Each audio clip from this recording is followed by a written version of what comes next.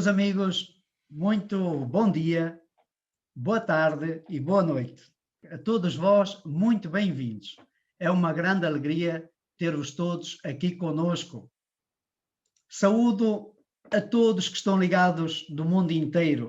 Dom Armando Esteves Domingues, como disse, é Bispo Auxiliar da Diocese do Porto e o Presidente da Comissão Missão e Nova Evangelização. Ele foi eleito em junho do ano passado e, por isso, é uma grande missão que ele tem à frente. Passo a palavra para fazer a abertura deste ciclo das 3 conferências missionárias ao entardecer. Boa noite a todos, um abraço ao Padre Adelino, ao Padre Simão, a toda a equipa do Animário, um abraço a vocês todos, desde Timor à Colômbia, foi os 2 extremos que eu ouvi, passando aqui pelos meus vizinhos do Porto, Gondomar, Maia, enfim, todos, vi passar tanta cara e tantas pessoas, e como era bonito, quando eu entrei, parecia uma feira, mas uma feira bonita, saudável, quando as pessoas estão bem, estão umas com as outras, não é? Todos têm qualquer coisa para dar, para vender, para trocar. Ai, quanta necessidade temos de voltar a isto, e também de nos sentir. É bom estarmos aqui nesta sala, todos juntos, ligados, em encontros reais, mas não há nada, meus caros, que tire e que valha aquele corpo a corpo, aquele frente a frente, em que nós nos possamos, de facto, saudar. Nesta saudação, há um primeiro pensamento que me vem. Estas conferências, este novo ciclo, vem no seguimento de um primeiro. Isto dá a impressão que os Animag, num tempo de confinamento, vai lá, e de guerra até, é tudo tão difícil neste tempo, montaram assim uma espécie de um laboratório da missão. E isto é muito importante, porque é nestes tempos de prova, e o vídeo terminava a dizer que já se vê amanhã, mas ainda é noite, e nós estamos no meio desta noite, é importante ser capaz deste trabalho de escuta e diálogo diante de Deus. Não estamos apenas diante de uns dos outros. O Espírito Santo, que acompanha esta etapa, como todas as outras da nossa história, da história da Igreja, da história do mundo, também nos ajudará e quer ajudar a perceber como é possível e como devemos estar em missão neste tempo. É um laboratório para discernir, portanto, para em conjunto procurarmos discernir, perceber, para, deixai que eu diga isto, não é recomeçar, mas voltar a partir. Como que voltar, havia um jogo antigamente que era o Monopólio, que nós voltávamos à casa de partida, não é? Eu acho que este tempo, este laboratório, digamos assim, também nos pode fazer voltar ao essencial e para partir de novo, com novo espírito, com novo estilo. Para já, vamos com o estilo da comunhão, também cimentada e muito na oração. E neste aspecto gostaria de saudar de uma maneira especial o Dr. Álvaro Pereira. Ainda há pouco no Telejornal das 8, a RTP entrevistava o diretor de Santa Maria, o Dr. Daniel Ferro. No fundo era porta-voz, como tantos outros, deste trabalho fantástico que leigos, todos ou quase todos, estão a fazer. Precisamos de uma laicidade santa, santos leigos. E este período diz-nos que é possível, que há muita bondade e muita generosidade e muita disponibilidade em tantos. Também o irmão Vítor Lameiras, quando o imagino nas periferias em que ele trabalha. Há uma passagem dos Atos dos Apóstolos que eu gosto muito e que também aqui deixava para a nossa reflexão. É no capítulo 11, quando, depois do martírio de Santo Estevão, os cristãos se dispersaram. De Jerusalém foram para várias comunidades, Chipre, Antioquia, enfim. E nesses sítios deram testemunho, falavam do Evangelho, falavam de Jesus Cristo, e começaram a nascer muitos cristãos a querer segui-los. E isto levantou algumas questões e chegou a Jerusalém. Então mandaram Barnabé para ir ver o que é que se lá passava. E ele ficou espantado com a vida, com o espírito daquela gente. E Barnabé depois iria chamar Paulo também. E o que é que está aqui em causa? Está em causa que nas dificuldades parece que nos dispersamos, mas quantas sementes de missão, quanta vida não estará a nascer aí nos cantos todos onde há sofrimento. Talvez como naquelas comunidades, e por isso eram precisos os apóstolos depois para confirmar e para cimentar, havia vida, se calhar, desorganizada, mas efervescente, viva. E vale mais uma vida desorganizada e viva do que uma vida organizadinha e morta. A missão é sobretudo vida. Então, aquelas comunidades iam sobretudo, se calhar aqui a maior parte de nós serão consagrados, mas eram leigos que estavam lá no meio do mundo. Quando precisamos de rezar, caros irmãos e irmãs que estamos mais confinados. Nestes dias há um pensamento que me tem ajudado também a encarar esta nova fase tão dolorosa. E vocês falavam do entardecer. Às vezes vamos para o mundo e estamos na igreja com esta ideia de que Cristo é a luz, mas também que nós somos luz e podemos ser luz. E o pensamento é precisamente este, que mais do que ser luz, nós somos chamados a mergulhar na fragilidade, nessa fragilidade humana que nos rodeia, que é miséria, mas mergulhar também na lama das pessoas, na falta de dignidade, no desespero, no medo, no pecado e até na morte. Mergulhar. E deixar que aí Cristo, através do amor, não é? que impulsiona, seja Ele a luz. E assim termino com o meu fundo, que está aqui, que eu vou partilhar, que é o fundo que eu tenho aqui por trás. Então, é um símbolo muito bonito que eu vos vou mostrar, porque a Missão País devia estar a decorrer neste momento. São jovens universitários que há pouco tempo atrás telefonava-me e dizia-me, olha, não sei o que fazermos, isto está tão difícil, estão divididos os grupos, mas ainda não tinha sido declarado este confinamento. Queria que eu lhe dissesse a minha opinião, e eu ouvia, dialogámos, e disse, olha, faz isto assim, assim, para perceberes qual é a vontade de Deus. Bom, a vontade de Deus veio para um confinamento em que não podiam mesmo sair. As juntas de freguesia, câmaras tinham já dado o caminho, mas havia ainda assim, alguma esperança das paróquias. E então eles tiveram que fechar tudo e estão em missão, em casa, como nós. E o lema é este, porque temes, sou eu. Podemos imaginar quantos cristãos, quantos homens de dor, da cama, do trabalho, das profissões gostariam de ouvir esta voz, sou eu, não temas. Cristo em cada um deles. A principal missão é precisamente esta. A principal missão é precisamente esta. E então eles depois, quando compartilharam que a missão ia ser diferente, diziam, caros missionários, nós vamos viver a missão desta forma, na oração. São jovens, chamam-se missionários uns aos outros. A mensagem que diziam no Facebook era precisamente, queridos missionários, ao longo das próximas semanas vamos estar, mais do que nunca, unidos em oração. Esta semana somos enviados em missão. Sugerimos que largues algo que te impeça de relacionar com Jesus e que te centres no essencial. Fica a palavra dos jovens. Saúdo então mais uma vez os dois conferencistas, saúdo-vos a todos, abraço-vos a todos. Continuemos então, porque ainda é a noite e precisamos de dizer alto que tu não podes temer, meu irmão, sou eu. Boa noite a todos. Estamos aqui, como o Dom Armando diz, neste laboratório da missão, desta vontade de ir ao ponto de partida daquilo que é essencial. Eu tenho o privilégio de apresentar os dois oradores desta noite, eles que abrem este ciclo de conferências missionárias ao entardecer. E o tema inicial, a ousadia da fragilidade, é um tema mesmo desafiante, principalmente perante a situação desconcertante e preocupante que vivemos. Nunca como hoje falamos de fragilidade, do cuidar, nunca como hoje vivemos o medo, a insegurança, a mudança, o desespero, a despedida de tantos e tantas.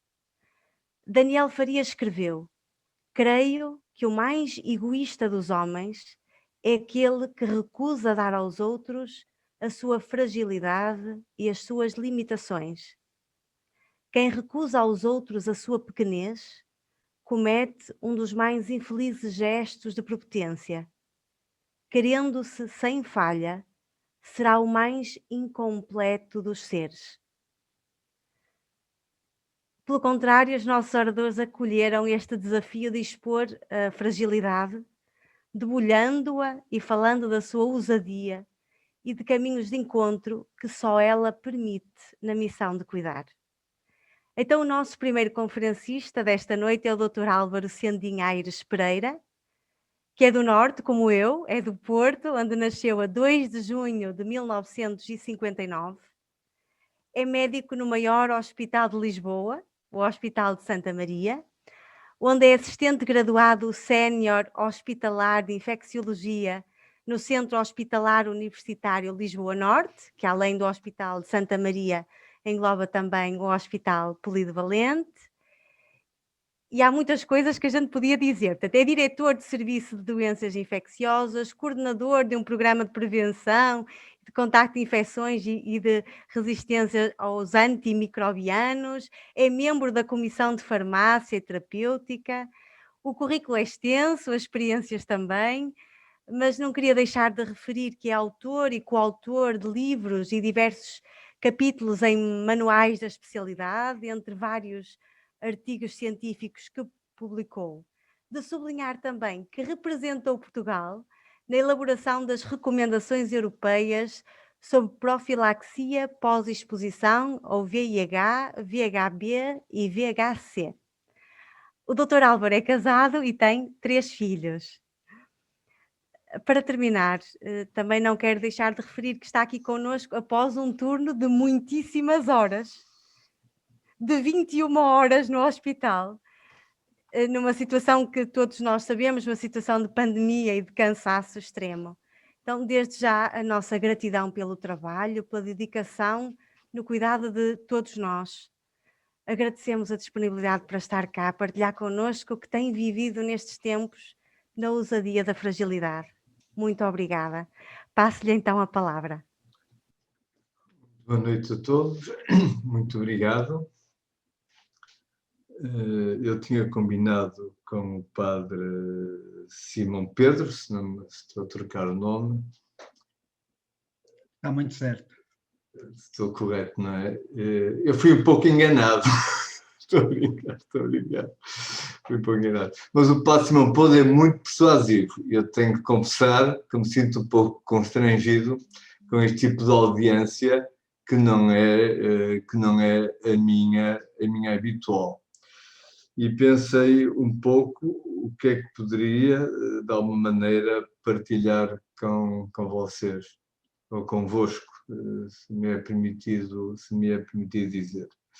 Eu já fui apresentado, acho que o mais importante é que dizer que eu sou do Porto, sou filho de uma família cristã, éramos 12, 6 rapazes, 6 raparigas, e eu acabei por emigrar aqui para baixo, aqui para Lisboa, e cá fiquei, casei, e tenho 3 filhos, e depois de ter estado um período também em África, ouvi que estava aí alguém aí da República Democrática do Congo, eu já trabalhei lá há 4 anos, e portanto tenho algumas saudades já há muitos anos atrás.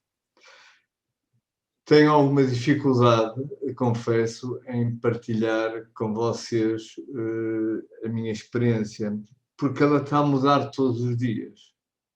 Eu que tinha a semana passada, eu posso dizer que até aqui há 15 dias atrás, pelo menos aqui em Lisboa, isto era uma brincadeira. Não era nada do que nós estamos a viver agora. Não era nada do que nós estamos a viver agora. Isto faz-nos refletir, que somos frágeis, que funcionamos bem juntos, em comunidade, que nos agrupamos. Tenho experimentado, ou vivido, ou experienciado muita gente que se mostra no seu melhor, muitos jovens, que saem da sua zona de conforto e que nos vêm ajudar, às vezes com as suas limitações, são jovens médicos, sem grandes experiências, mas que nos estão prontos a ajudar com tudo, com toda a maneira que possamos, que nos possam ajudar. Se não perceberem o que eu digo, quer dizer, a minha dicção com o cansaço às vezes pode não ser muito boa, agradecia que me fizessem sinal. E está muito claro, doutor Álvaro. Muito Obrigado, muito obrigado. Vocês vão-me ajudar um bocadinho. Portanto, como vos dizia um bocadinho, o que nós estamos a viver esta semana ultrapassa. Eu pensei, suponho que não valia a pena, tinha aqui preparado umas coisas, uns gráficos, os números, as curvas a subirem, os mortos a subirem, mas vocês todos veem isso no telejornal, nos noticiários, nos jornais, e acho que não os queria incomodar com isso. Dizer só, gostava de transmitir esperança. As doenças infecciosas têm uma coisa que a história já nos mostrou há muito tempo. A gente, não sei se recordam, que a primeira doença que nos fala a Bíblia, no livro do Levítico, é a lepra. E já no tempo da lepra, iam ter com o sacerdote, e o sacerdote punha as pessoas em confinamento. Portanto, isto que estamos a viver agora, porque não sabia se era lepra, e depois, conforme a evolução das borbulhas ou das pintas que tinham na pele, o sacerdote que chegava à conclusão que se era lepra ou não lepra e tirava ou não as pessoas do confinamento. Portanto, isso que nós estamos a viver hoje em dia já é muito antigo e vem dos primeiros livros da Bíblia ou dos segundos, que eu não percebo muito, isso é mais a vossa área, para dizer assim. E, portanto, nós estamos a viver esses temas. O que é que eu lhes podia transmitir? Há uma zona, nós temos que... Isto faz-me pensar todos os dias. Temos que ser felizes, temos que estar positivos. Temos que cuidar de nós. Nós temos que cuidar de nós. E nós, eu não sei de leigo, missionário, eu não conheço muitos missionários, eu conheci poucos na minha vida, suponho, um doente que outro e pouco mais, mas temos que cuidar de nós. Temos que cuidar de nós, da nossa saúde. É uma oportunidade para refletirmos. Nós temos que cuidar do nosso corpo, temos que cuidar de nós, temos que cuidar da nossa alimentação. Posso dar esse conselho? Esta doença é terrível, atinge os gordos. O nosso problema atinge as pessoas com algum grau de obesidade. Nós temos que cuidar de nós e da nossa mente. Quer estejamos, onde estejamos, temos que cuidar. E temos que obedecer às regras. Custa um bocadinho ver que as pessoas, todos nós, desconfiam um pouco dos meios de comunicação social, a DGS é contraditória, mas temos que obedecer. Quando falei com o padre Simão das primeiras vezes, eu dizia-lhe um pouco isso, não é? O que é que vos posso transmitir? Temos que obedecer. A César o que é de César, qualquer coisa assim. E se a DGS diz agora para não sair de casa, a gente não sai de casa, mesmo que eles não tenham muita razão, não vamos duvidar. Isso é um pouco das coisas que lhes posso transmitir. Temos que cuidar de nós, da nossa saúde, temos que fazer exercício, temos que comer bem, temos que descansar, temos que dormir. Portanto, é a melhor maneira de nos prepararmos para a situação que estamos a viver e também para podermos ajudar os outros e não nos esgotarmos. O que eu digo aos meus colaboradores, vocês não se esgotam hoje, porque isto não acaba amanhã. E, portanto, temos que cuidar de nós. Cuidar de nós e cuidar dos outros. Há muita solidariedade, esse muito empenho.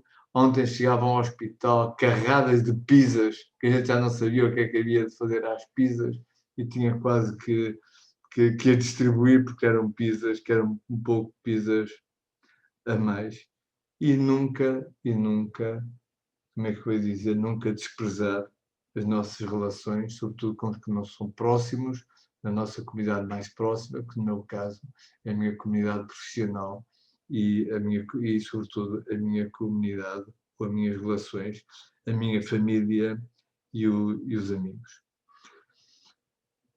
Isso também nos faz pensar um pouco, e suponho que o Papa Francisco nos tem lembrado, não é que eu leia muitas coisas, mas vou ouvindo algumas coisas de vez em quando. Estas pandemias fazem-nos recordar que nós somos frágeis. O homem não é nada e que temos que cuidar muito bem do nosso planeta. Isto é um pouco também fruto de cuidarmos, provavelmente, de não termos cuidado do nosso planeta para ele nos albergar como nós somos, como ele deveria. Esta pandemia vai acabar, queria que estivessem cientes disso. Nunca nenhuma doença infecciosa exterminou a humanidade. Por motivos diversos, sobrevivemos, vamos sobreviver, vamos adaptar, e o vírus também não é estúpido. O vírus não lhes interessa matar as pessoas. O vírus interessa expandir-se com nós vivos. Ele vai se adaptar a nós vamos adaptar-nos a eles e, portanto, vamos sair disto. Eu estou convencido que depois da Páscoa, lá para o verão, que teremos dias muito melhores do que aqueles que estamos a gozar, no sentido de passar neste momento. Gozar no sentido de passar. Por outro lado, temos os doentes. Das coisas que mais me custou nos doentes é ver, por vezes, os doentes a morrer com pouca dignidade, podemos dizer assim. Todos nós morremos, mas às vezes é triste morrer sozinho. É triste morrer sem os nossos ao pé de nós. Isto faz-me refletir muito, estou-vos a comunicar uma atenção pessoal. E há pouco tempo tenho os meus sogros em casa, tenho o meu sogro que passou há pouco tempo, consegui tê-lo em casa até os momentos, tenho a minha sogra doente, mas não é fácil. A sociedade não está organizada. A sociedade como se que industrializou de alguma maneira e nós somos um bocado tratados como os automóveis na auto-Europa, e anda de um lado e sai do outro. Isto é uma altura de nós refletirmos na quem tem decisões políticas, quem tem decisões até na própria habitação. A gente se quer uma casa com mais um quartinho para ter os pais ou os avós lá metidos, já tem que arranjar uma casa com chão de mármore, e porque não existem casas com materiais baratos um pouco maiores. Portanto, isto nos faz refletir muito na sustentabilidade de todo o nosso sistema. De recuarmos um pouco como vivíamos antigamente, e eu suponho que a tecnologia nos vai dar, esta é uma época de transição, vai nos permitir, provavelmente, sermos mais sustentáveis, termos os próximos mais perto de nós. Dizia-vos ao bocadinho o que me custou mais, o que eu posso ver mais, o que custou às pessoas, é muito aborrecido, deve ser terrível morrer numa maca, num hospital, encostado a uma parede. E, portanto, é isso que nós procuramos evitar, dando o máximo conforto às pessoas no seu último momento de agonia, mas nem sempre é fácil, porque as estruturas não estão preparadas. Mas as estruturas não estão preparadas para isso, e provavelmente também vamos ter que pensar nos hospitais de outra maneira, com mais espaço, com capacidade de receber. E eu facilito, muitas vezes assumo e permito o que poderíamos chamar algumas quebras de segurança, embora com todos os cuidados, para as pessoas, mesmo sendo infecciosas ou podendo infectar, com as devidas proteções, poderem se despedir dos seus entes que mais queridos nos últimos momentos da sua vida. Nem sempre é possível. Se me perguntam o que é que me custa mais, o que é que mais tem mais dificuldade de viver neste momento, o cansaço às vezes faz-nos perder a paciência, mas a gente perdoa-se uns aos outros, sabe tudo bem. O que me custa mais é ver as pessoas a falecerem junto dos seus entes queridos. Uma pessoa é internada no hospital, está um mês sem ver a mulher, sem ver os filhos, a mulher e os filhos sem ver o marido ou o pai, a pessoa está em coma induzido, ligada às máquinas, e acaba por falecer. É como que se fosse para uma viagem distante e sabendo que não havia retorno. Portanto, comunicando um pouco a minha experiência pessoal, é provavelmente o que mais me custa, porque todos nós sabemos que crescemos, nascemos, crescemos e acabamos por falecer. Não tenho muito mais para lhe dizer. Eu, provavelmente, no fim, haverá perguntas que me queiram fazer, que eu vou procurar tentar responder. Só digo que temos que ser positivos, isto vai passar, temos que nos aguentar uns aos outros, não temos que ter medo, temos que nos cuidar, comer bem, descansar, fazer um pouco de exercício e dormir. É o que eu vos posso dizer e peço desculpa se de alguma maneira vos desapontei ou se estavam à espera de algo mais interessante. Olha, muito obrigada. Não desapontou em nada. Foi muito bom ouvi-lo. Obrigada por nos trazer realmente a linha da frente, por nos mostrar aquilo que é realmente importante. Todos nós que estamos a viver muito de perto esta situação. Mas trouxe algo de novo, trouxe a sua experiência e isso é uma riqueza muito grande.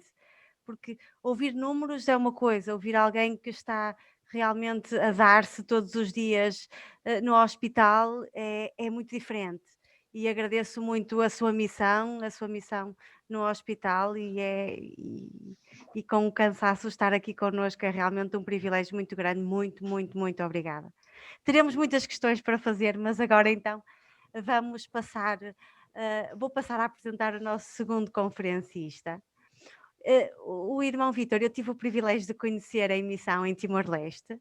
Portanto, é o irmão Vítor Manuel Lameiras Monteiro, é natural de São Sebastião da Pedreira, aqui de Lisboa, onde nasceu a 30 de maio de 1972 e é consagrado da Ordem Hospitaleira de São João de Deus. Estudou Teologia no Instituto Teológico de Palência entre 1997 e 99, terminou a licenciatura em Serviço Social na Universidade Católica Portuguesa em 2004, acolheu a missão quando partiu para Moçambique como leigo hospitaleiro missionário em 95, foi para Nampula, onde esteve lá durante 2 anos. Fez os votos simples como irmão de São João de Deus em Lisboa, a 12 de setembro de 1999. Em abril de 2004, parte para Timor-Leste, onde permaneceu durante 10 anos, integrando a missão dos irmãos.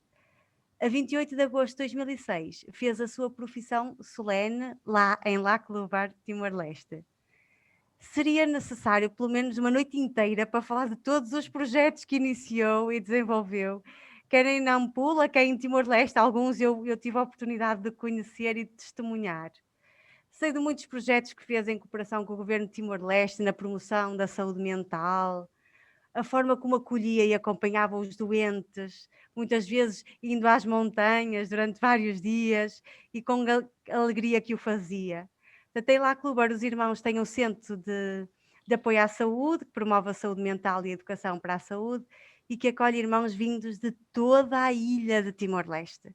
São uma referência na saúde mental, não só cá em Portugal, mas em Timor também. Foi eleito superior provincial da província portuguesa da Ordem Hospitaleira de São João de Deus, a 1 de maio de 2014, cargo que ainda ocupa atualmente.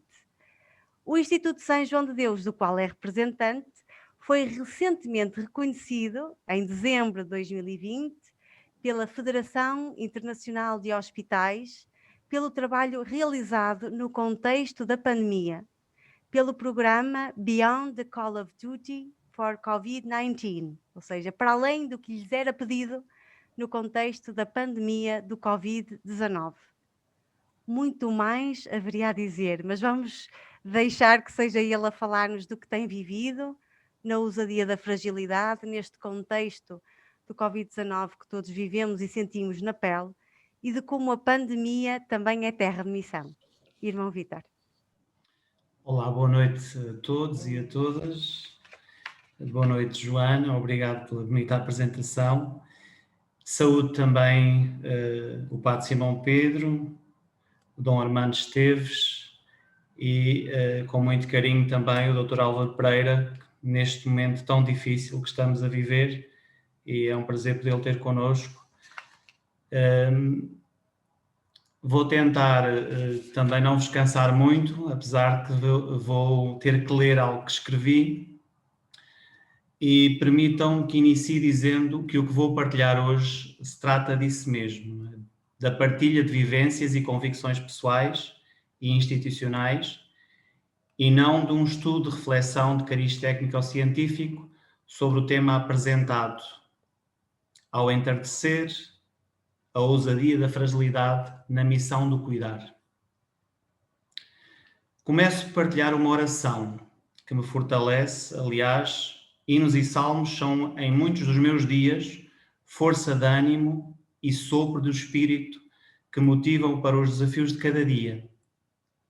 Podia ser outro, mas este hino, rezado na passada segunda-feira, o hino das primeiras vésperas de segunda-feira, desculpem, o hino 1 das vésperas de segunda-feira, não primeiras vésperas, recordou-me porque consagrei a minha vida ao serviço da hospitalidade e o que essa consagração implica.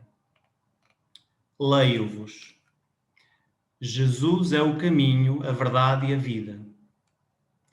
Porque Ele está conosco, enquanto o tempo é tempo, ninguém espera para o encontrar o fim dos dias. Abrindo os olhos, busquemos o seu rosto e a sua imagem. Busquemo-o na vida sempre oculto, no íntimo do mundo, como um fogo. Porque Ele está conosco, nesta hora de violência, pensemos que Ele vive, fala e sente, em quem padece. Alerta, ó almas, volvamos para Ele os nossos passos, sigamos os seus gestos com que acena aos homens sobre a cruz das grandes dores. Porque Ele está conosco nos dias de fraqueza, ninguém espera conservar o alento sem o chamar. De mãos ao alto, gritemos para Ele a nossa angústia. Prostremo-nos orando aos pés daquele que apaga em nós as manchas do pecado. Porque Ele está conosco, tal como na manhã de Páscoa. Não faltemos ao banquete do sangue derramado, comamos do seu pão, bebamos do seu cálice divino, sinal do seu amor até ao fim. Nesta hora de violência que os dados, as notícias, as partilhas de mais e menos próximos nos mostram, pensemos que Ele vive, fala e sente em quem padece. Ninguém espera conservar o alento sem o chamar. Gritemos para Ele a nossa angústia, de vermos que não somos capazes de estarmos no limite do possível, de não nos podermos despedir dos nossos entes queridos, de não aguentar mais este isolamento e falta de contato afetivo. Gritemos e oremos, chamando-o. E comamos do seu pão, bebamos do seu cálice, sinal do nosso amor até ao fim. Algumas considerações pessoais antes de partilhar dados e vivências. A Joana falava-nos no início e citava um autor com o qual estou plenamente de acordo. Creio, isto é, acredito firmemente, que a nossa maior fragilidade é considerarmos que não somos frágeis.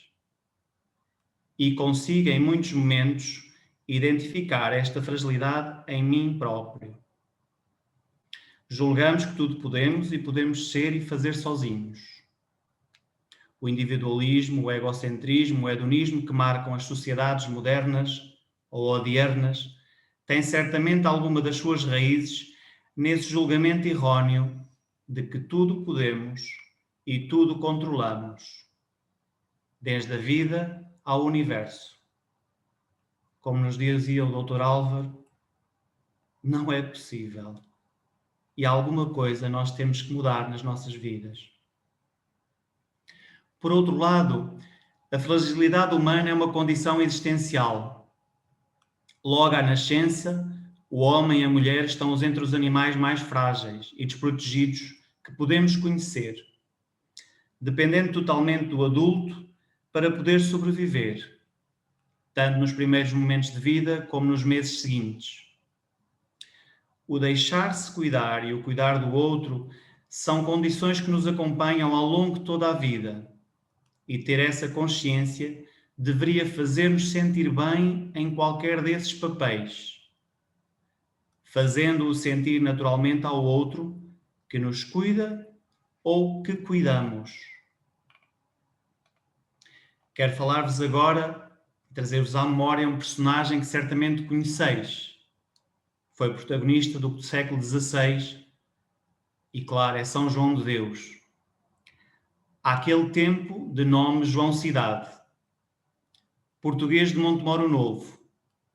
Em Granada, Espanha, experimentou a condição de ser doente, de ser internado no Hospital Real de Granada, sendo submetido aos tratamentos da época.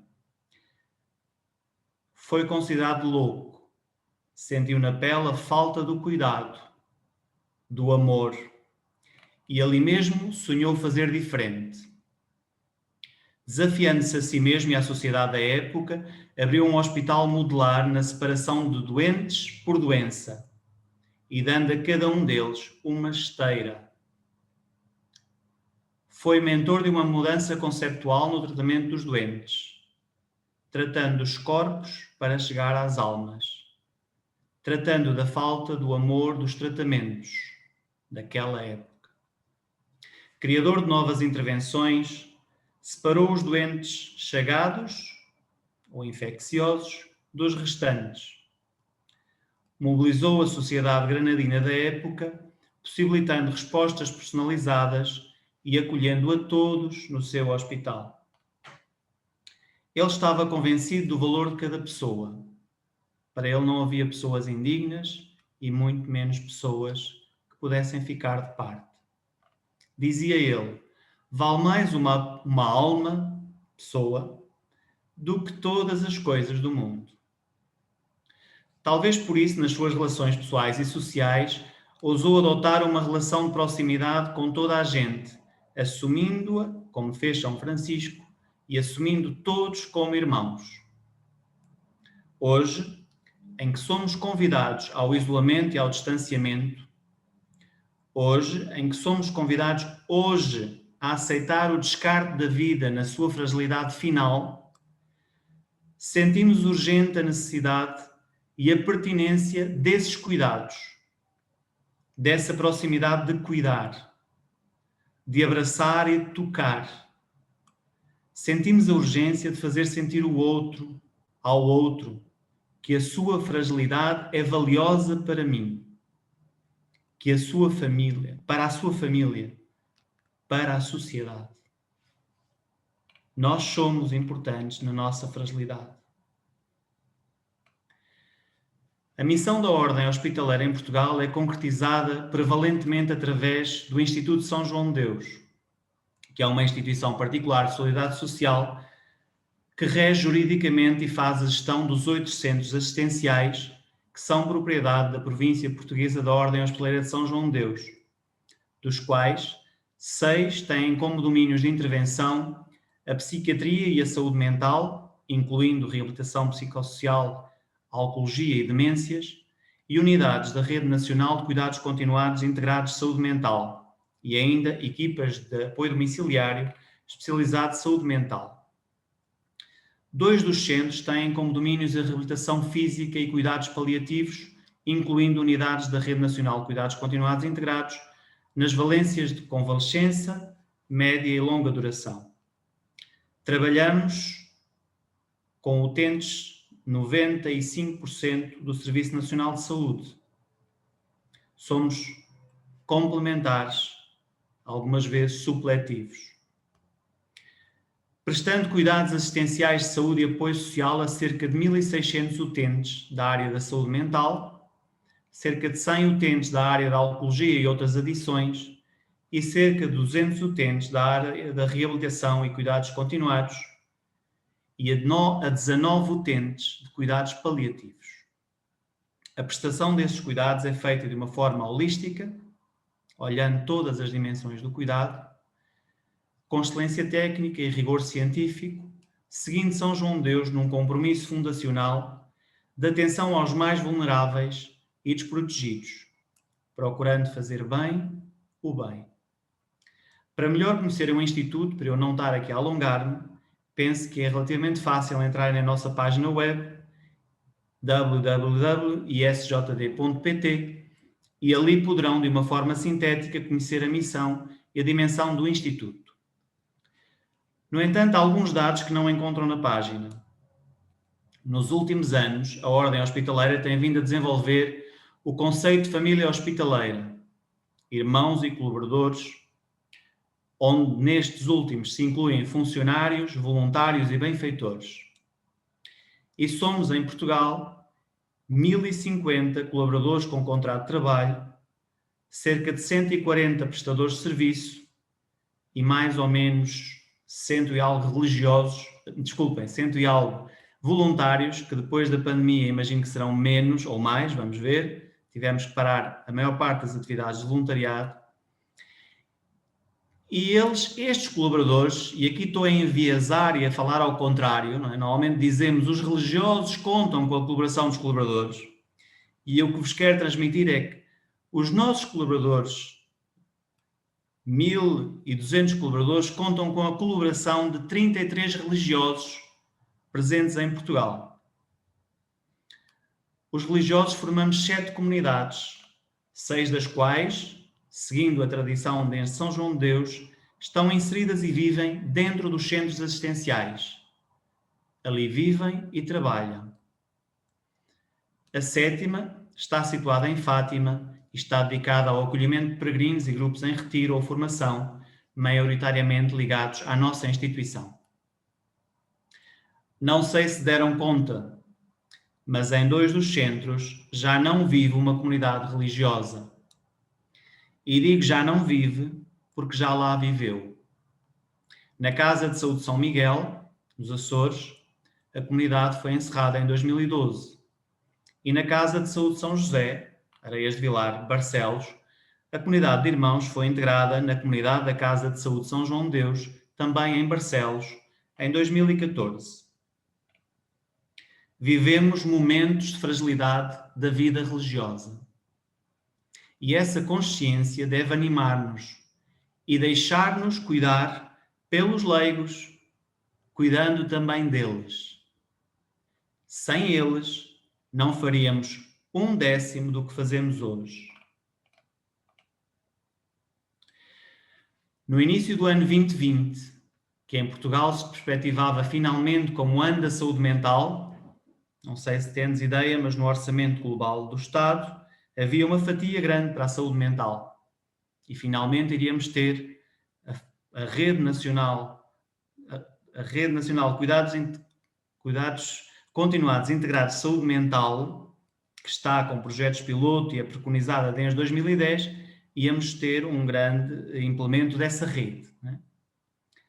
E eis que fomos todos sendo surpreendidos com o surgir de um novo membro da família dos coronavírus, o SARS-CoV-2, que aparece na China e progressivamente se dissemina pelo mundo fora, até se tornar pandémico. Todos hoje conhecemos bem a palavra coronavírus e não precisaríamos pedir explicações ao Dr. Álvaro Pereira.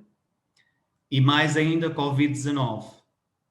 E estamos mais ou menos informados sobre o que significam, com exceção, claro, dos negacionistas e reacionistas que sabem somente aquilo que querem saber.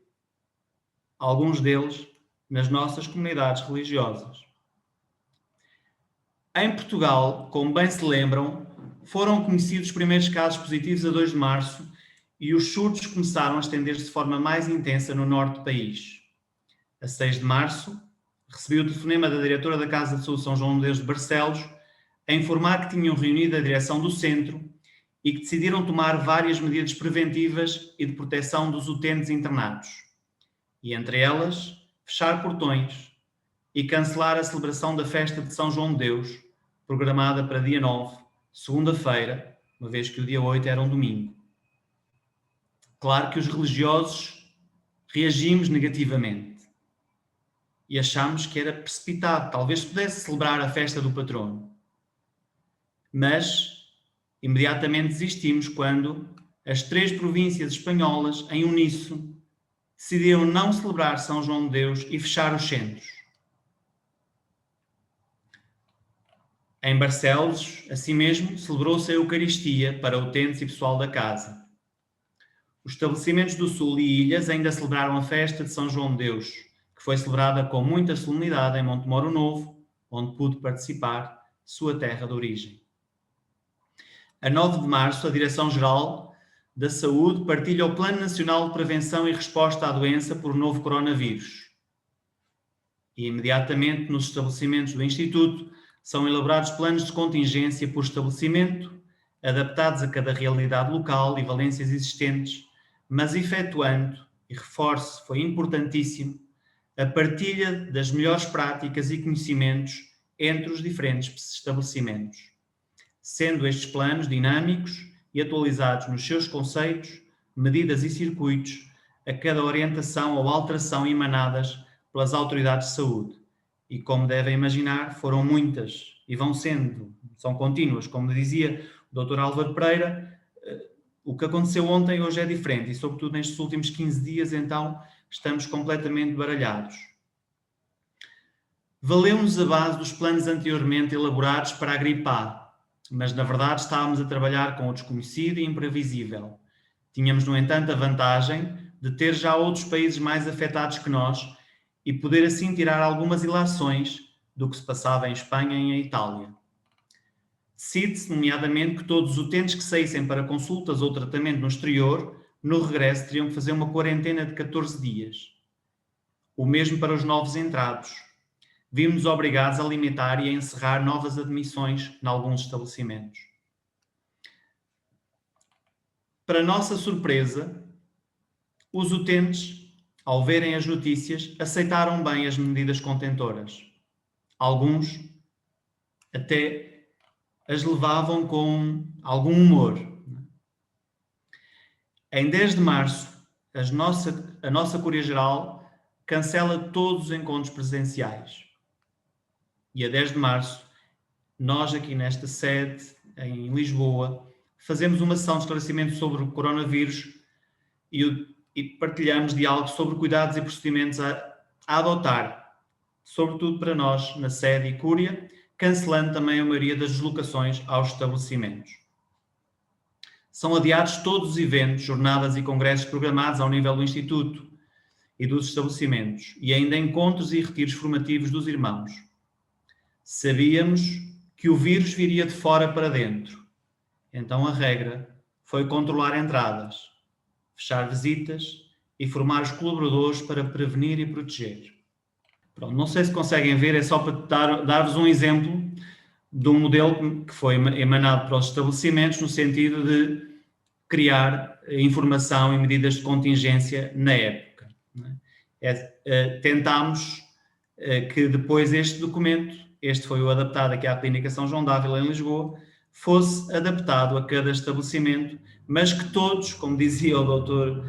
Álvaro Pereira, cumprissem as normativas da Direção-Geral de Saúde e cumprissem as normativas que nós emanávamos a nível da sede ou as orientações. Devo dizer, ou seja, que nesse aspecto os nossos estabelecimentos foram excepcionais, não só no cumprimento, como muitas vezes em adiantar-se e em nos partilhar uns com os outros, portanto, soluções e ideias para tentarmos prevenir e não deixar que o vírus entrasse. Bem, em 11 de março a OMS declara o coronavírus como pandemia, em 12 de março o governo português decreta o estado de alerta e no 18 de março, como todos sabemos, foi decretado o estado de emergência. Seria cansativo continuar a fazer histórico de datas e o primeiro surto surgiu para nós na Casa de Saúde São João de Deus em Barcelos, no norte, onde estava a haver mais contágios. Um doente recebido de um lar, após o isolamento de 14 dias, testou positivo. E para nós um novo alerta. Então, se após 14 dias testa positivo, temos que os testar. Não é? E a partir daí criámos uma regra que se chamou testar. Não é? Devo dizer que depois apareceu um colaborador, mas rapidamente ambos foram isolados, assim como os contactos, e este surto foi rapidamente controlado. Na primeira vaga, a preocupação institucional foi sobretudo com o número de camas necessárias para fazer isolamentos. Praticamente saímos imunes e incólumes a muitos casos de coronavírus positivos. Infelizmente, tivemos um surto no Telhal, onde faleceram 2 dos nossos utentes por ter entrado numa das unidades de maior fragilidade. Quase a cada semana, sempre que se alteravam dados, passámos a publicar dados informativos sobre os casos, a comunicar alterações de procedimentos e recomendações à prevenção e proteção, a motivar e para manter as medidas, a motivar para não se baixar a guarda. Foi estes planos, digamos assim, esta prevenção, este cuidado, que nos levou a ter o prémio da Organização Internacional de Hospitais, que a Joana referiu. Claramente, esta segunda fase, o Dr. Álvaro Pereira fala de 15 dias, para nós tem sido desde o início do ano, que já é a terceira fase, não tem nada a ver com essa primeira que tínhamos. E neste momento, não sei se é a variante inglesa, portanto as autoridades não nos dizem e não temos o tempo suficiente para perceber se é a variante inglesa que está no terreno. O que sabemos é que o contágio é muito mais rápido e muito mais agressivo. E temos surtos neste momento no Telhal, em Barcelos, em Areias de Vilar e em Lisboa. O de Lisboa neste momento já controlado e em regressão, mas teve a infelicidade de apanhar a fragilidade também da nossa comunidade religiosa, dos religiosos. 2 irmãos que estavam internados na clínica, como os mais residentes foram afetados, e o irmão enfermeiro que trabalha na clínica também foi infectado e transmitiu à comunidade residente que não trabalha na clínica. Então tivemos 5 infectados e eu tive a bonita experiência de poder regressar ao cuidado, pois como provincial tenho tido bem mais dores de cabeça, de gestão e de organização e de dizer às vezes, tantas vezes, como talvez dizem o Conselho de Administração ao Dr. Álvaro, estamos em sintonia, estamos a apoiar, não sei o que é que mais posso fazer, tudo o que eu possa fazer diga, mas na verdade sinto-me muitas vezes a fazer muito pouco. Disponibilizo-me para fazer de auxiliar quando faltam ou quando há dificuldades pessoal, não me deixam, porque não posso apanhar Covid. E então, como não posso apanhar Covid, também não posso ser auxiliar. Bem, isto para vos partilhar que esta situação tem sido desbordante. Na clínica, dos 80 colaboradores que temos, ficaram 28 infectados. E imaginem o que é. Portanto, o problema depois a seguir é da falta de pessoal para trabalhar, para fazer os turnos. E não pensem que podemos abrir um concurso e contratar enfermeiros ou contratar médicos. Não há. Não é possível. Portanto, os que há têm que se dobrar a duplicar turnos e a fazer mais alguma coisa. E, portanto, o desespero de quem está no terreno de querer e até poder ter mais camas, mas não temos recursos humanos. Não é? E é preciso dizer isto às pessoas. Fiquem em casa. O país não pode abrir mais camas. Nós não temos mais recursos humanos. Então, por muito que Santa Maria queira, ou São José, ou os hospitais do Porto, abrirem enfermarias Covid ou outras enfermarias, não têm enfermeiros, não têm médicos. E, portanto, não é possível abrir mais camas. Ou melhor, têm, que é o que está a acontecer neste momento, ir buscando aos doentes não Covid, fechando enfermarias não Covid, e ir buscando os técnicos que estão lá a atender Covid. Nós fechamos unidades mais pequenas para que a equipa dessa unidade possa ir responder às outras. E ao fazer isso, deixamos de poder colaborar com o Estado recebendo mais doentes. Não é? E, portanto, e depois vem aqui um pau de 2 gumes, que o Estado quer até fazer a requisição civil dos privados e do setor social. Ótimo. Porque, na verdade, depois dirigem-no eles eles não vão conseguir pôr uma enfermaria que nós temos vazia por falta de técnicos a funcionar com pessoal que também não tem, não é? Acho eu. Pronto, mesmo assim, temos feito um grande esforço para, dentro das nossas possibilidades, ajudar o Estado a receber os doentes que estão em situação mais social nos hospitais, nas unidades de cuidados continuados, e a podermos tê-los em unidades nossas. Partilhar, para terminar, só o que dizia o Dr. Álvaro. Eu tive a felicidade do meu pai poder ter falecido no início da pandemia. E tive a felicidade de, em pandemia, já, a médica assistente do meu pai no Hospital de Leiria permitir que nós, os filhos, nos tornássemos de turno, todos os dias, poder visitá-lo. E tivemos o privilégio, a pedido dele, de o tirar do hospital uma semana antes de falecer e de ficar com ele em casa. Na nossa comunidade, tínhamos os 2 irmãos que estavam internados na clínica, um 92 e outro 96, não os podíamos visitar. Para dar o exemplo aos outros idosos e familiares que estavam internados com Covid e que não podiam ter visitas. Deram-me o privilégio como provincial, sabendo que o irmão Júlio ia falecer.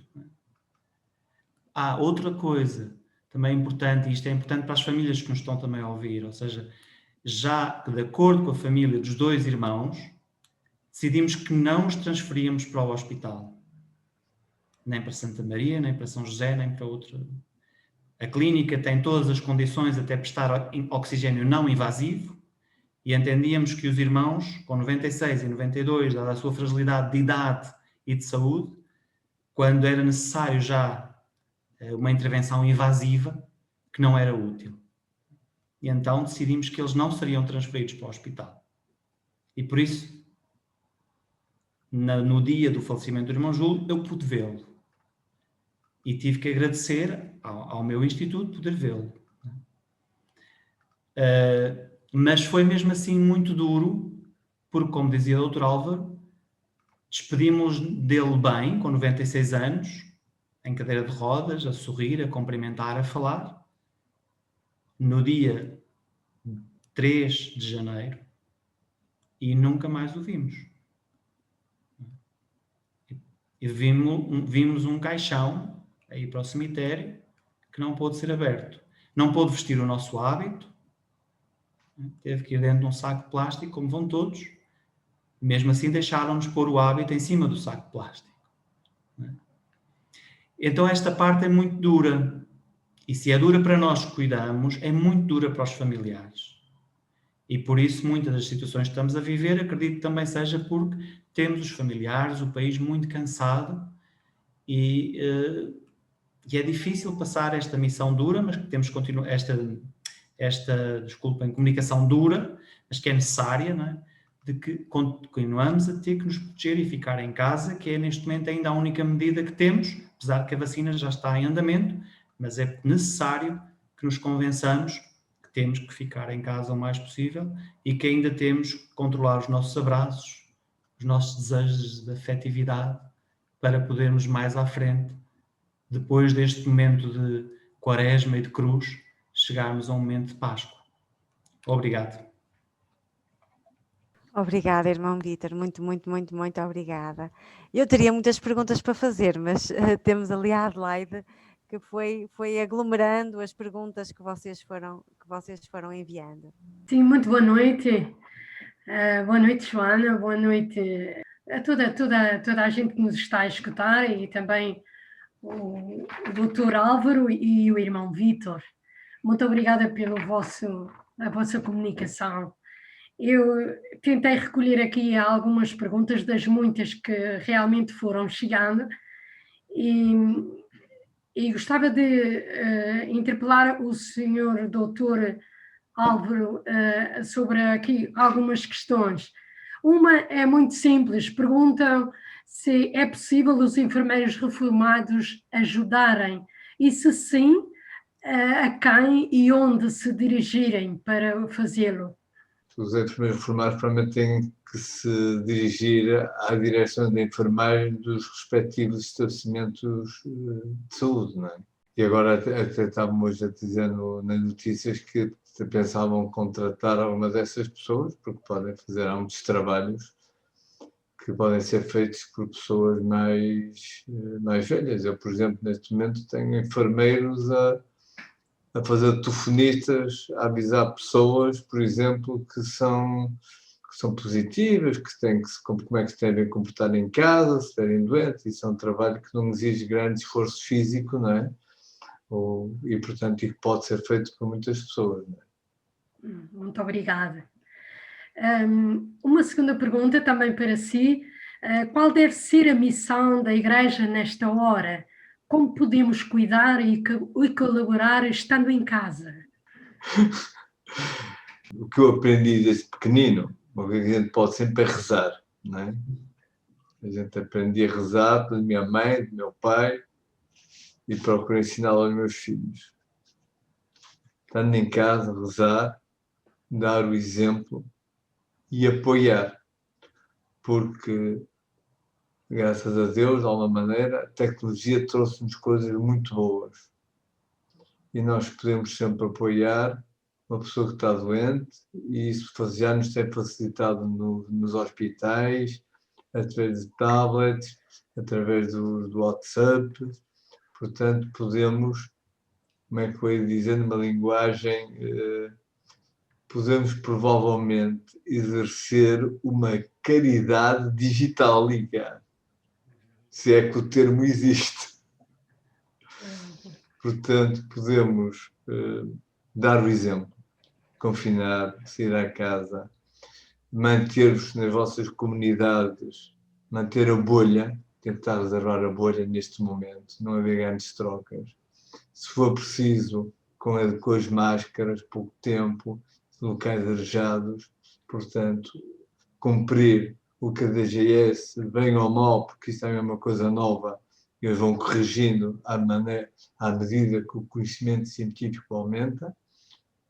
Portanto, fazemos isso, darmos o exemplo e depois, por outro lado, rezar, mas isso vocês sabem melhor do que eu, e depois acompanhar à distância e muitas vezes através de meios materiais que nem sempre exigem o contacto físico, aqueles que estão mais sozinhos, aqueles que estão mais abandonados de alguma maneira. Muito obrigada. Mas vocês sabem isso melhor do que eu. Obrigada. Mas é sempre bom ouvir vozes de fora, outras vozes. Dizia que há uma pergunta que diz: qual o indicador do momento que o faz ter esperança de que no verão teremos tempos melhores? Provavelmente este vírus, como a Organização Mundial da Saúde disse, nós vamos ter que nos habituarmos a viver com ele. Mas também é certo que coronavírus já temos 4 em circulação e provavelmente já o apanhámos este pequenino. E nós não sabemos, aqui há umas centenas de anos atrás, quando eles chegaram, se não se comportou desta maneira e passou como outra doença qualquer. Os vírus nunca ficam para ficar, e nem é do interesse do vírus dar cabo das pessoas, matá-las. O vírus está à procura de um equilíbrio, sobreviver, multiplicar-se, fazer o mínimo mal possível. É o que acontece com as constipações banais.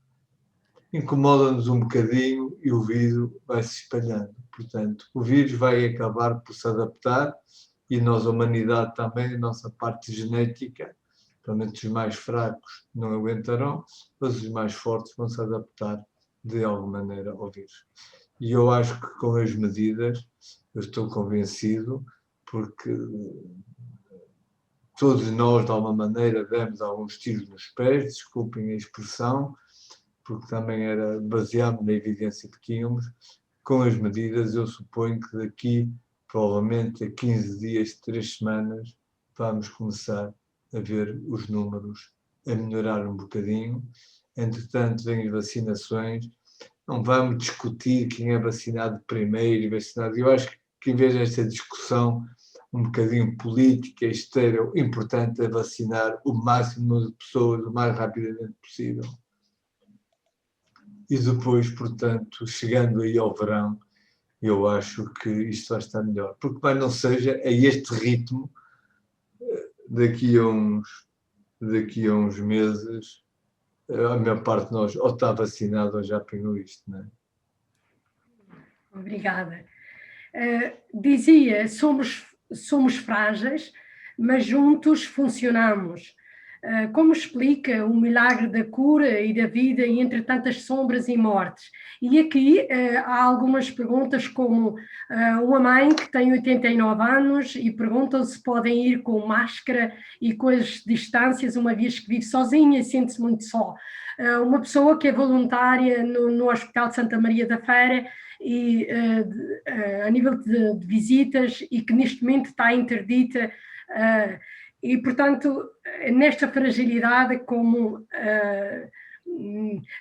dominar-se, é o que perguntam, perante este desejo de ir com todas as precauções possíveis e o não poder. Genéricas, eu acho que isso depende de sítio para sítio. Nós, neste momento, temos nos hospitais, está-se a viver uma situação um pouco complicada, como a pandemia no Porto, pandemia em Lisboa, está com uma densidade muito grande. Muitas vezes nós já perdemos, não conseguimos identificar os focos de transmissão. E temos muitos doentes, como há bocadinho também já referiam, que entram no hospital, fazem um teste negativo, fazem 2 testes negativos, ao fim de uma semana ou 15 dias, estão positivos e já infectaram, já transmitiram a doença a outras pessoas. Depois vai-se testar os profissionais todos e já há profissionais também que assintomáticos, sem sintomas, que são portadores do vírus. E depois está algum problema, quem é que começou? Agora, os voluntários com um vínculo jurídico, podemos dizer, muito quase inexistente. Imagino que vai um voluntário que é um doente que apanhou porque tinha que apanhar, e o voluntário, por acaso, também é positivo. Era muito aborrecido de ser falsamente incriminado de ser o culpado daquela infecção, porque não o seria, provavelmente. Portanto, isso tem que saber de instituição para instituição qual é a melhor maneira, sendo certo que se nós usarmos o equipamento de proteção adequado, o risco de transmissão é muito baixo. Mas depois somos humanos, temos as pausas, temos as horas das refeições, estamos cansados, temos o bate-papo, temos aquelas pessoas que se refugiam a fumar o seu cigarrito e estão ali um quarto de hora sem máscara. Depois há pequenas quebras e depois a doenças, portanto o vírus transmite-se. E eu percebo que em algumas instituições eles acham melhor os voluntários ficar de fora, muitas vezes até para a própria proteção dos voluntários, porque embora eles sejam fortes e sejam uma equipa essencial, um grupo essencial nos hospitais, nestes momentos provavelmente poderiam introduzir um fator confundente, um pouco desestabilizador. E, portanto, eu acho que isso tem que ser visto caso a caso, conforme as instituições. Muito obrigada. Queria dizer que houve muitos comentários a agradecer a sua... No nosso hospital, por exemplo, os voluntários deixaram de existir, como as visitas, que estão proibidas. As visitas são autorizadas pontualmente. Isto porquê? Para a proteção das visitas e para a proteção dos outros doentes. Era muito aborrecido uma pessoa ir visitar um familiar e depois o doente do lado culpar a visita de ter apanhado a infecção, quando esse vínculo muitas vezes nem sequer podia ser estabelecido. Para dar um exemplo das confusões que isto pode trazer. Desculpe ter interrompido já. Não tem problema, muito obrigada por ter esclarecido. Eu queria dizer que houve muitos comentários a agradecer a sua sensibilidade, sobretudo para, e também o irmão Vítor Foucault, deste isolamento na hora da morte, e também muito sensibilizados pela sua atenção aos testemunhos de jovens que se entregam e que dão o seu melhor. e também focávamos não se esgotem hoje, porque isto não vai acabar amanhã. No fundo, acaba por ser também uma esperança para nós, religiosos e sacerdotes, que queríamos também fazer tudo de uma só vez. E agradecemos muito a sua prestação, obrigada pelo seu cansaço e a sua presença. E temos aqui algumas perguntas também para o irmão Vítor.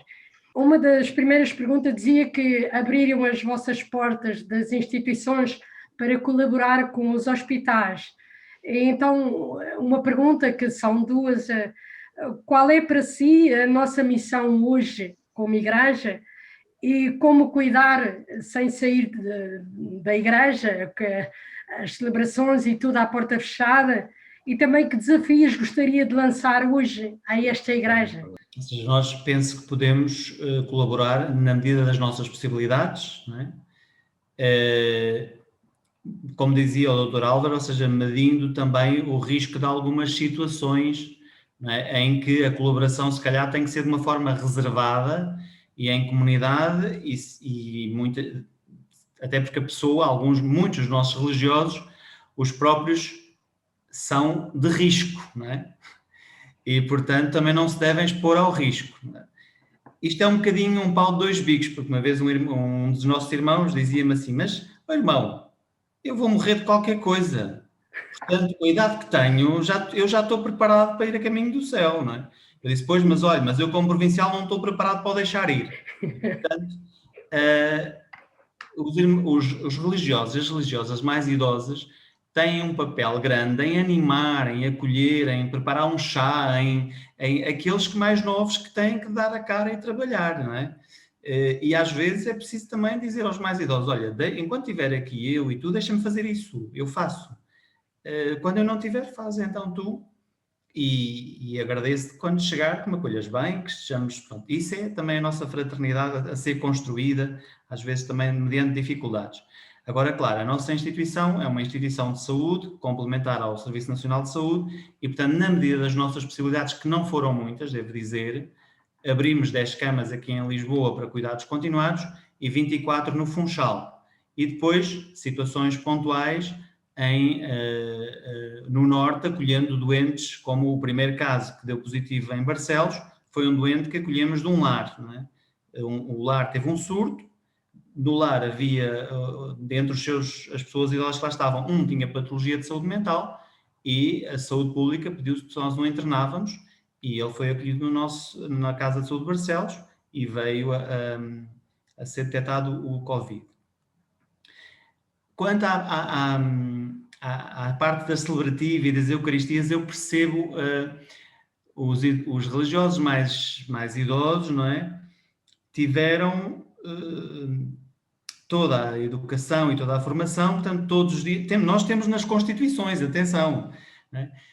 Temos de ter missa diária, laudes e vésperas comuns, não é? E isso é parte da vida intrínseca da comunidade. Só que depois temos um problema, não temos capelão, meus amigos. E agora? Mas a paróquia está ali embaixo, a 300 metros. Não é? Não vai vir aqui um capelão de propósito de celebrar para nós 5 com esta pandemia, não é? Mas também não vamos arriscar os mais idosos a querer forçar o padre agora a abrir para ter público, não é? Quando? Então, tem que se motivar a que vê-se a Eucaristia na televisão, não é? Ou por internet, ou pelos meios tecnológicos que temos à nossa disposição. E, meus amigos, se Cristo está presente em nós, o Cristo Eucaristia é vivo em cada um de nós. E o religioso comprometeu-se, portanto, vai ao sacrário e dá comunhão aos seus irmãos. Não é? E, se calhar, temos que ter menos Eucaristias.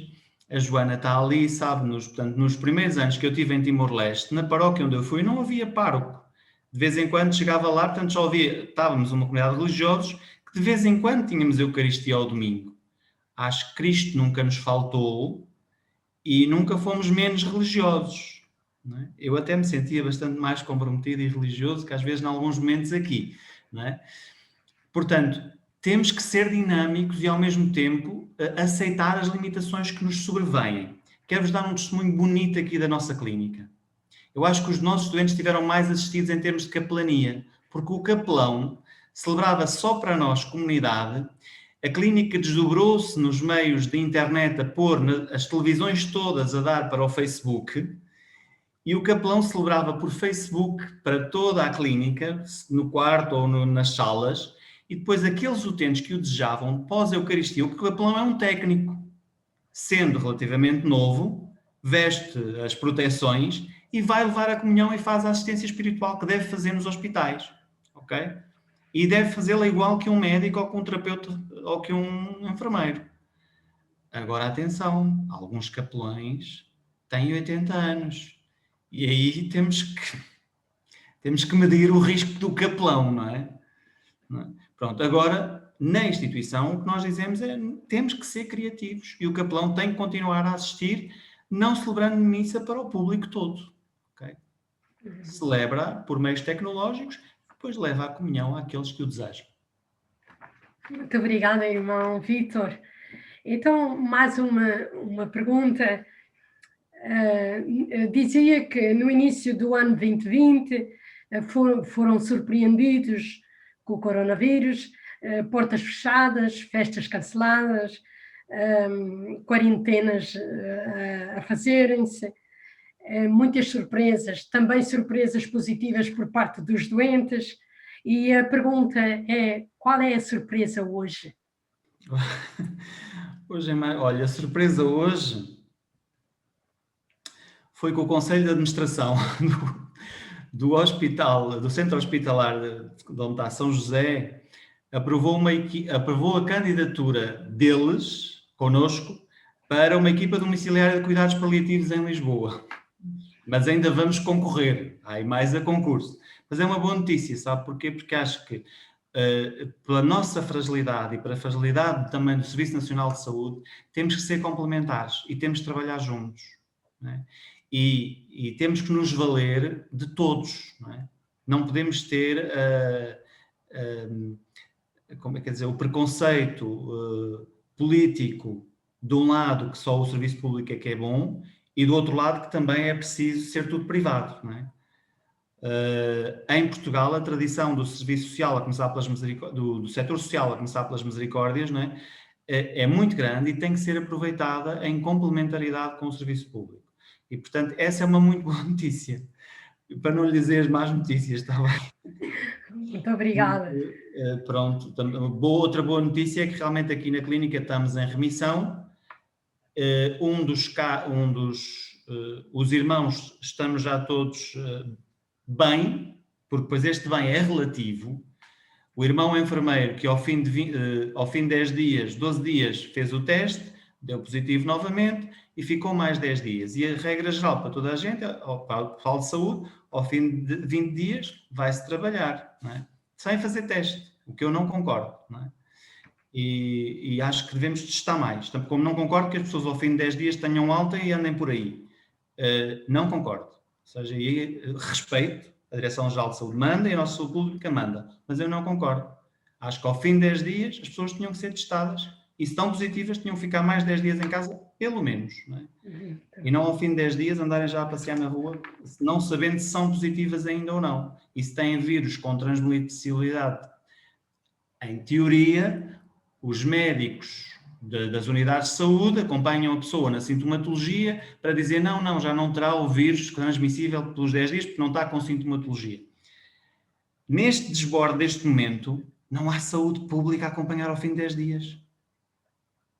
E, portanto, não testar é mandar casos positivos para a rua. Isto ninguém ouviu, o doutor também não está a ouvir, é aquilo que eu penso em termos pessoais e, portanto, acho que não está bem, não é? Mas cumprimos. E então nós na comunidade também cumprimos. Pronto, é um misto de um sentimento de que podíamos chegar mais longe, acho eu, que se estivéssemos a testar mais. E eu sinto que os Açores nisso estão melhor e deve ser dado como exemplo positivo. Somos do setor social e os nossos enfermeiros e técnicos são testados a cada 15 dias. Não é? No continente isso não é feito e isso é prejuízo para nós.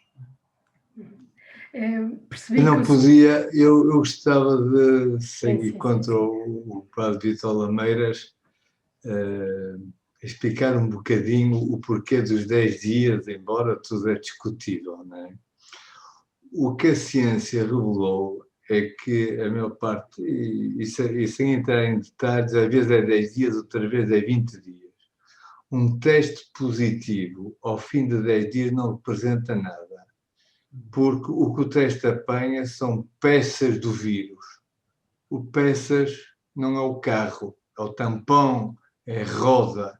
E, portanto, há estudos feitos com processos que é pôr o vírus em cultura a produzir-se, e o vírus são vírus defeituosos. Por isso é que se pôs os 10 dias, no caso da maior parte das pessoas, 10 dias. Em caso de pessoas com doenças crónicas, corticoides, não sei o que sai de saúde, põe-se uma margem de segurança até aos 20 dias. Eu, na minha enfermaria limpa, as enfermarias limpas, tenho muitos doentes que ainda são positivos. Há doentes que são positivos 3 meses seguidos. Um dia sim, outro dia não, e depois na semana sim tornam a ser, na semana não. E isso não representa nada, porque se eu puser o vírus no meio da cultura, ele não se multiplica. Portanto, agora, com as novas variantes, com os novos vírus, isso não poderá-nos fazer surpresa. A gente está sempre a aprender, não é? A gente está sempre a aprender, portanto, eu não estou a criticar ninguém, estou a explicar a norma da DGS, normalmente é nisso. E mesmo nós temos confinamentos de 14 dias, há muitos países que já têm 10 dias, porque portanto, também a gente tem que gerir o risco, porque certo só a morte, diz o povo, não é?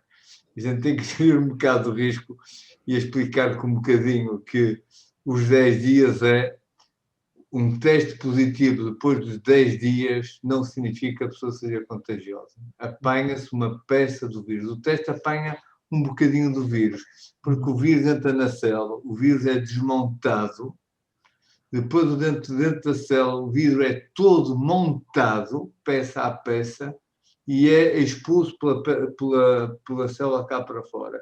E o que o teste apanha é uma daquelas peças antes do vírus ser montado. É como se eu pegasse um automóvel, não é? E pegasse na roda ou no motor, o automóvel não andava, porque não estava completo. Pronto, só para explicar, para dar alguma tranquilidade às pessoas, embora isto, hoje é assim, amanhã pode ser assado, a gente nunca sabe. Peço desculpa. Muito obrigada.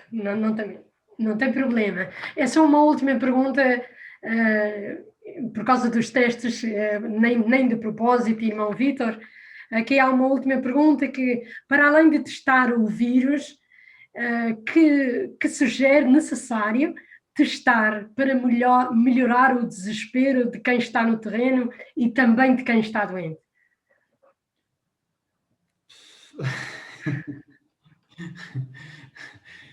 Podíamos, quer dizer, isto no fundo também é um teste, neste momento que estamos a viver, ou seja, não é preciso pedir mais teste, que eu acho que o SNS e as instituições estão a ser testados, não é?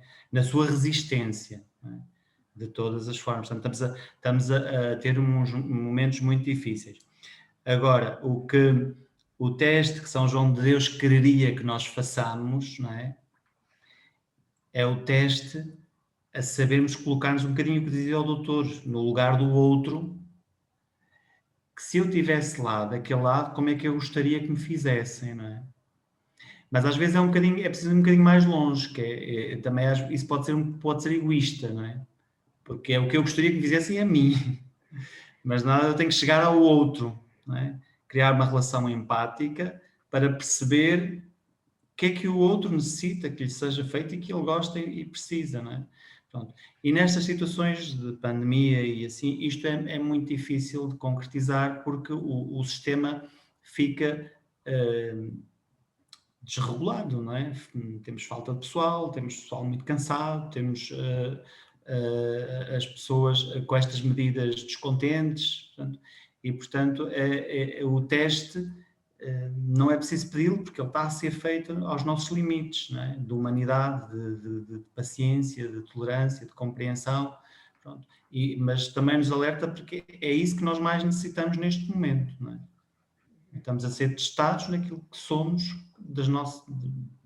de melhor e é o que precisamos de colocar em prática. Muito obrigada. Passo então a palavra ao Padre Simão. Obrigada. Muito obrigado, dizemos nós.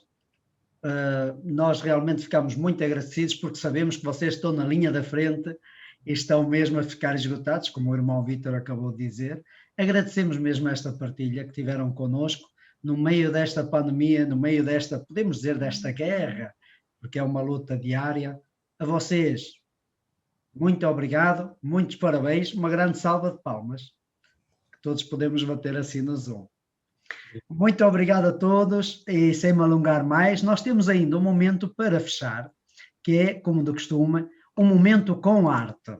Então, neste momento, peço às irmãs escravas da Santíssima Eucaristia e da Mãe de Deus, a comunidade de Fátima, é a comunidade noviciada, onde a mestre de noviças é a irmã Ana Paula, juntamente com a irmã Luciana Rodrigues e a irmã Alice. Muito obrigado, irmã Ana Paula. Boa noite. Boa noite, Padre Simão e a todos, está bem? Então nós vamos cantar esse cântico, Senhor, a mim, minha Deus, eu sou bom, minha destino está na bumó. Isto quer dizer, Senhor, Tu és o meu único Deus, o meu destino está nas Tuas mãos. Depois vamos, se quiserem, depois da tradução, vamos traduzir, está bem? Muito obrigado. Em crioulo.